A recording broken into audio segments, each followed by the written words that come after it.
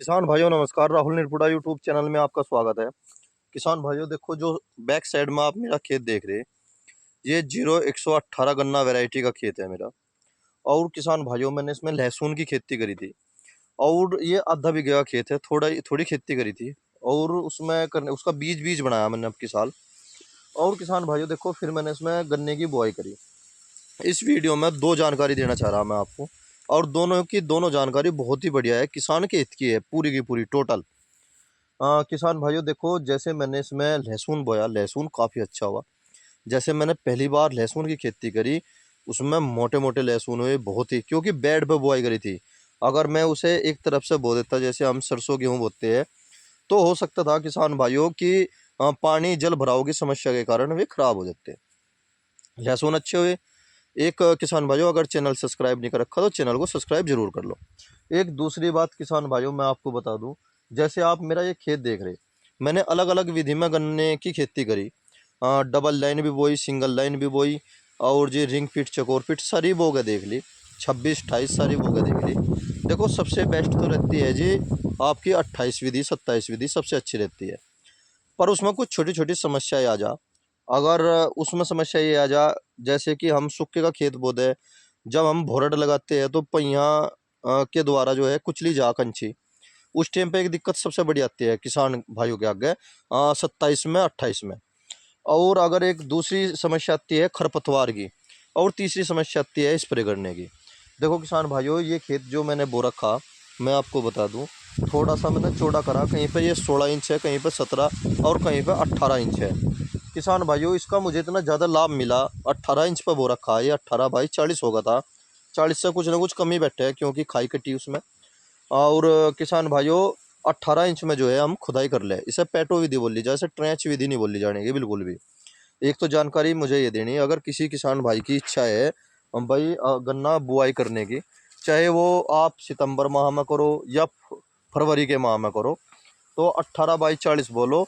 उसमें लगभग सारी समस्याएं खत्म हो जाए जो किसान भाइयों के सामने आती है।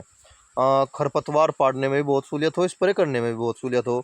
18 इंच में जो है हड़ निकल जा, उसकी बहती भी हो जा। और दूसरा ये है किसान भाइयों, मिट्टी भी लग जा।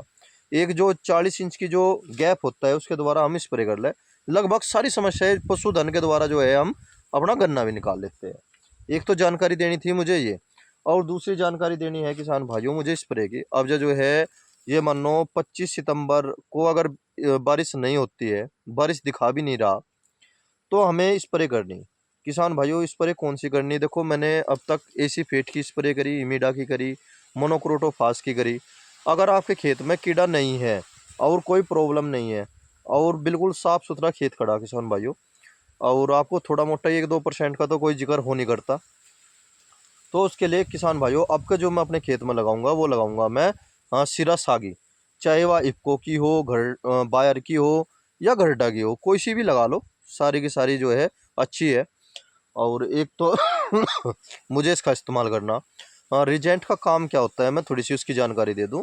रिजेंट जो है पौधे की जो ये पत्ती होती है, इनकी कोशिकाओं में, और ये गोब जो होता है ना, इनकी कोशिकाओं को खोल देता है, सादी भाषा में कह दूं। और इमिडा एक जहर होता है, वो इसके अंदर अंदर चला जाता है, तो वो रोगों से बचाता है। और रिजेंट का जो किसान भाई इस्तेमाल करते हैं उन्हें भी पता है। पौधे पर कर लो रिजेंट, काफ़ी अच्छा रिजल्ट देती है, बहुत अच्छा रिजल्ट देती है।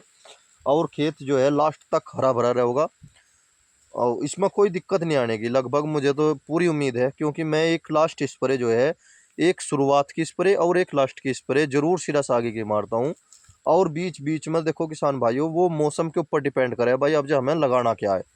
क्योंकि अब की साल जैसे जैसे कीड़ा आया, तो आपने देखा होगा किसान बिचड़ गए भाई, लगावे तो क्या लगावे, दवाई काम नहीं कर रही थी। और वैसे तो कीड़े के लिए तो हल्की मोटी दवाई काम कर जा, पर आपका तो बहुत महंगी महंगी दवाई लगा के भी किसानों ने खेत नहीं बचा पाए। ये मेरा 18 का खेत है, 38 का नहीं है। इसमें जो है मैं रिजेंट ही लगाऊंगा, रिजेंट बढ़िया काम करेगी, रिजेंट और इमीडा। सिरासागी लगाने की उम्मीद है मेरी, इफ्को की ओरिजिनल लाऊंगा, जहाँ से भी लाऊंगा मैं।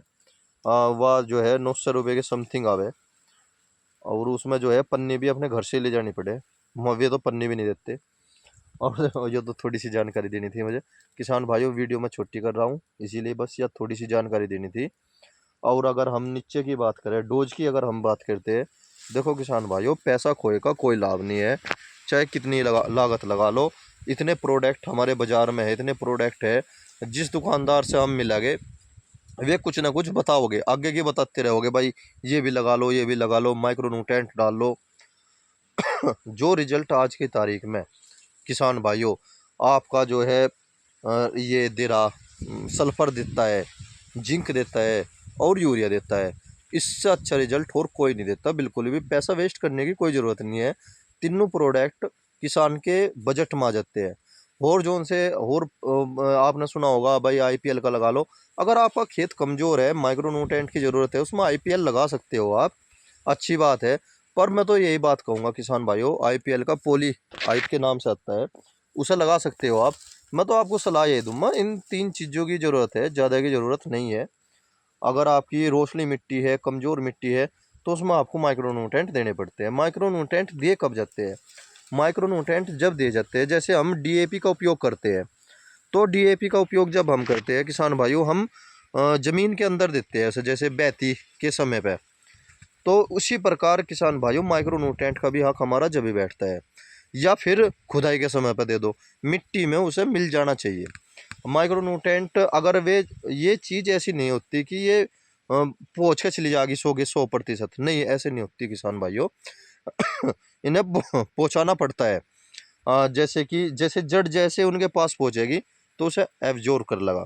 और यही छोटी सी जानकारी देनी थी किसान भाइयों, ज़्यादा पैसा वेस्ट ना करो खेती में। बहुत से किसान भाइयों के मैसेज आते हैं, भाई रामबाण डाल दूँ। भाई रामबाण मत डालो, उसमें सल्फर है वही लगागा और कुछ नहीं लगने का, पड़ा रहेगा ऊपर, थोड़ा मोटा रिजल्ट दे दे, पैसा वेस्ट ना करो। एक डाई का आया था जिक्र, भाई डाई डाल दे। हाँ किसान भाइयों, डाई बिल्कुल भी मत डाल लो, महंगा प्रोडक्ट है, बहुत ही महंगा प्रोडक्ट है, डाई बिल्कुल भी मत डाल लो। इसका तो किसान को लाभ नहीं मिलता, नुकसान ही मिले। और अब की साल तो मैंने केवल 4 या 5 ही कट्टों का यूज करा 50 बीघे खेती में डाई का, और सबसे ज़्यादा बढ़िया फसल अब के साल खड़ी मेरे पास। डाई का बहुत ही कम इस्तेमाल करा और फसल अच्छी खड़ी। किसान भाइयों, यह छोटी सी जानकारी है। एक मेरे किसान भाइयों का मैसेज आया था कि पोटास पोटास के बारे में पूछा था, पोटेशियम के बारे में पूछा था, मैग्नीशियम के बारे में पूछा था। किसान भाइयों देखो, पोटास जो होती है ना, यह भी मिट्टी में मिलनी चाहिए जब अच्छा रिजल्ट देती है। वैसे अगर डाल दे तो नुकसान तो कुछ है नहीं, काम करेगी। पर पोटास मिलता तो नहीं, पोटास का तो जीरा मिले। जो वेस्ट चीज़ हो, जो असली पोटास है वो विदेशों में चला जा, हमें तो वो मिलेगा जो बचा हुआ छलनी में वो छाल दे और वो नीचे का रेगा सा मिले, वो आप जिक्र करोगे वो लाल सा। सेम आप बात ठीक कह रहे हैं, आईपीएल का हो चाहे किसी का भी हो, मैं किसी की बड़ाई या बुराई नहीं कर रहा। किसान भाइयों, बहुत सी कंपनी है, यूपीएल भी दे रही है अपना पोटास, वो भी अच्छा काम करती है। पर मैं तो सलाह आपको ये दूंगा, अगर कमज़ोर खेत है तो लागत लगाओ, और अन्यथा सबसे अच्छी बात है आप अबजा जो है फ़िलहाल ज़मीन के अंदर जो है जिंक, सल्फ़र और यूरिया, अगर बोर्ड का खेत है और गेहूं का खेत है उसके साथ रेन स्टार मिला सकते हो आप इस टाइम पे, क्योंकि उसके अंदर रिजेंट होती है, रिजेंट जो है पौधे को हरा भरा कर दे और अच्छा रिजल्ट मिलता है उसका। और रिजेंट भी बहुत ही ताकतवर है, वह रेन स्टार बहुत ही ताकतवर है, उसे हल्के में मत लेना बिल्कुल भी।